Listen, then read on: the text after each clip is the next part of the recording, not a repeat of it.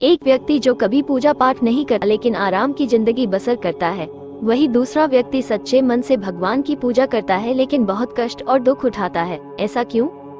आप जितना सत्संग करने लगोगे उतने ही दुख आएंगे, उमड़ उमड़ कर आएंगे।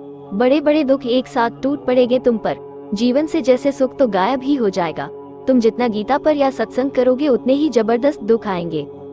क्या तुम्हें नहीं पता कि जिस गति से तुम सत्य को खोजते हो उससे तेज गति से सत्य तुम्हें खोज रहा है। जितने तुम उत्सुक हो उससे कई ज्यादा वो प्रतीक्षा में बैठा है।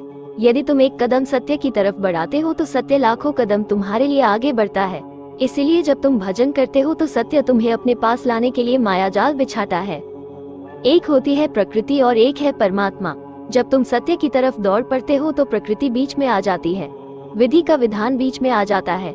विधि का विधान किसी को नहीं बख्शता। ये बड़ा प्रबल है, इतना प्रबल है कि स्वयं भगवान भी इसे नहीं बदल सकते। परंतु भगवान तो प्रतीक्षा कर रहे हैं। जब से तुमने सत्संग शुरू किया तब से ही वे तैयार हो गए हो, वो आने वाला है। परंतु जब उसके पीछे देखते हैं तो पता चलता है अभी तो उसके कर्मफल बाकी है। जो उसने किसी को चोट दी वो वापस लेनी ही पड़ेगी, प्रकृति का नियम है ये। इसीलिए भगवान मायाजाल बिछाते हैं। वे उसे बड़ा सटीक बिछाते हैं जिससे तुम प्रकृति से जल्दी ही मुक्त हो जाओ। वे समस्त कर्मों के फलों को एक साथ एक ही जीवन में देना शुरू कर देते हैं ताकि तुम्हें अगला जन्म नहीं लेना पड़े। एक ही जन्म में वो सारे दुख देते हैं जो अगले जन्मों में मिलने थे। इसलिए दुखों का पहाड़ टूट पड़ता है। उधर से दुख देते हैं और इधर से तुम्हें सहन शक्ति देते हैं ताकि तुम उन्हें जल्दी ही पार कर लो।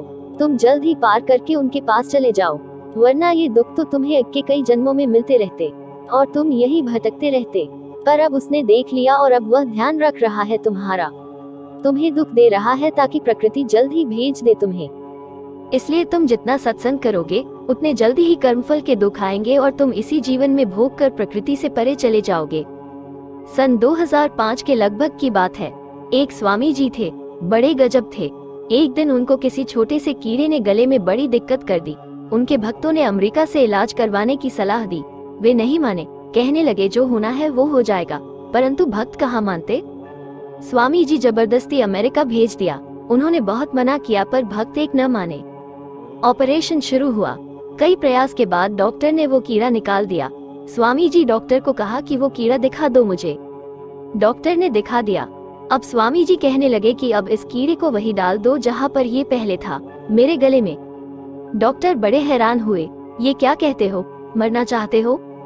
स्वामी जी बड़े मुस्कुराए और कहा कि इससे पिछले कुछ जन्मों के कर्म जुड़े हुए हैं, ये उसी कर्म का फल देने आया है। यदि आप इसे निकाल दोगे तो मेरा कर्म फल बीच में ही रुक जाएगा, फिर अगला जन्म लेना पड़ेगा और इसे भुगतना पड़ेगा। और अब इतनी प्रतीक्षा नहीं होती मोक्ष के लिए, परमात्मा प्रतीक्षा कर रहे हैं। यदि एक जन्म और लिया तो वे मेरे लिए व्याकुल हो जाएंगे। इसलिए इस कीड़े को वापस डालो ताकि मैं अपने कर्मों से जल्द ही मुक्त हो जाऊं।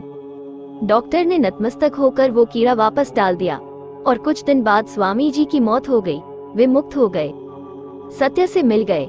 इसीलिए ये मत सोचना कि भगवान तुम्हारी सुनता नहीं, बल्कि जब सत्संग आरंभ हो और दुख मिलना शुरू हो जाए तो समझ जाना कि तैयारियां शुरू हो गई। दुख बड़ी प्यारी चीज है। यदि तुम सत्संग नहीं करते तो तुम्हें भी दुख तो मिलेगा। वो दुख तुम्हें बार बार सत्य की तरफ बढ़ने के लिए प्रेरणा देगा। तुम यदि छोटे दुख से नहीं समझोगे तो बड़ा दंड मिलेगा। इसलिए दुख के इशारों को समझो। जब बिना कारण ही मन दुखी होने लगे तो समझ लेना अब सत्य की दृष्टि तुम पर पड़ रही है।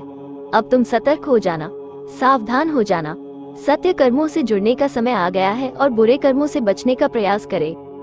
व्यक्ति जो कभी पूजा पाठ नहीं करता है फिर भी आराम और सुखमय जीवन व्यतीत करता है, इसके पीछे रहस्य यह है कि उसके पूर्व जन्म में किया गया पुण्य कर्म जो उनके भाग्य में सहायक होता है।